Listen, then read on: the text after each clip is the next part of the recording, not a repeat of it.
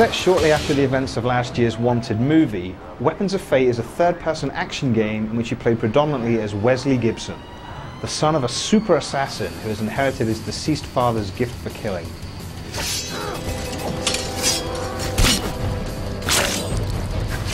The story gets pretty confusing, but all you really need to know is that you're going after the guy responsible for your mother's death, and that you have to kill loads of other bad guys before you can get close to him. Gunfights take place in a number of varied locales, including an office building, an underground cemetery, and a cable car station on the side of a mountain. One thing that all of the locations in Weapons of Fate have in common is that there are always plenty of objects for both you and your enemies to take cover behind. Getting into cover and even moving between different areas of cover is extremely easy. You just push a button, and even if you're quite far away from the cover you're aiming for, you'll get behind it almost instantly. Some of the cover is destructible, but for the most part, being in cover makes you invulnerable to attacks from anyone on the other side of it. That's also true for enemies in cover, who at times are impossible to hit even when their heads or other extremities are clearly visible. That can be a little annoying for sure, but the thing about Weapons of Fate is that it's a very gamey game. Gameplay mechanics that might be cleverly hidden in other games are all too apparent here, and for the most part it seems deliberate. If you need to move between two positions of cover without an enemy seeing you, you can use blind fire to force him back into his own cover, and then, when the edge of the screen gets all misty to let you know that he's suppressed, you simply point at the cover you want to move to and push a button. It's satisfying to outmaneuver enemies in this way, and to see them taking shots at your previous location as you flank them, but it also feels a little too easy and mechanical at times, because most enemies are similar and will fall for the exact same trick.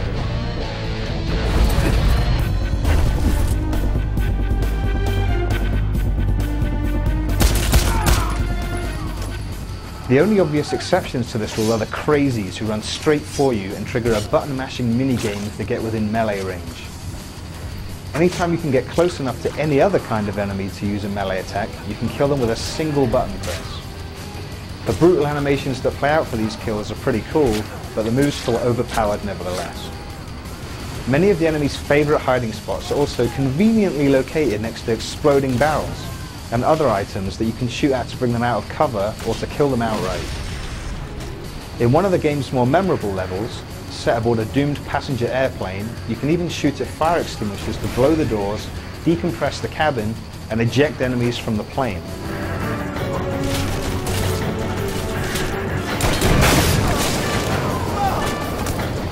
That's one of the more satisfying ways to kill enemies in the game. Or at least it is until you gain the ability to bend bullets around corners.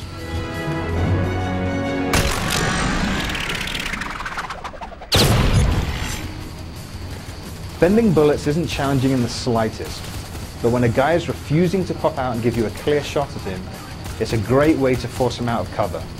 Better yet, sometimes you'll be treated to a slow-motion close-up of your bullets spiraling through the air and killing an enemy outright.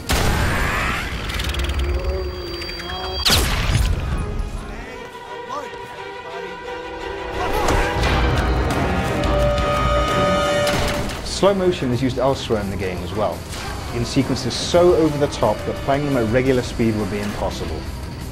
These generally involve shooting down bullets that are headed your way, as well as taking down the enemy who'd fired them. These sequences look great, but in practice all you're actually doing is moving a crosshair around the screen and targeting a handful of very slow-moving objects.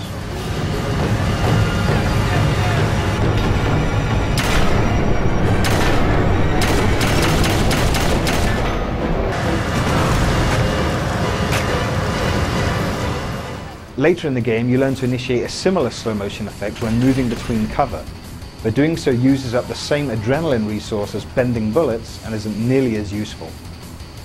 Sniper and turret sequences add some much-needed variety, but there aren't many of them, and they're not very good. The problem with both is that by default, you spend all of your time in cover and can't see what's going on around you.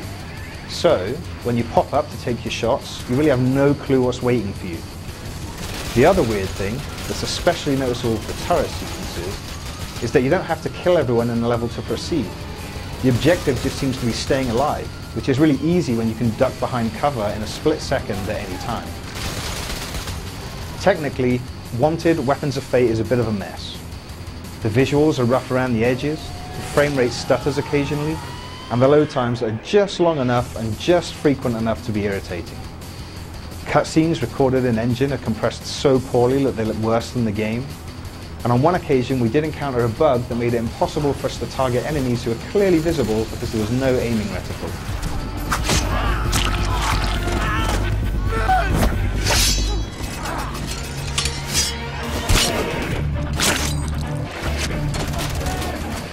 Playing through the story from start to finish should take you between 5 and 6 hours.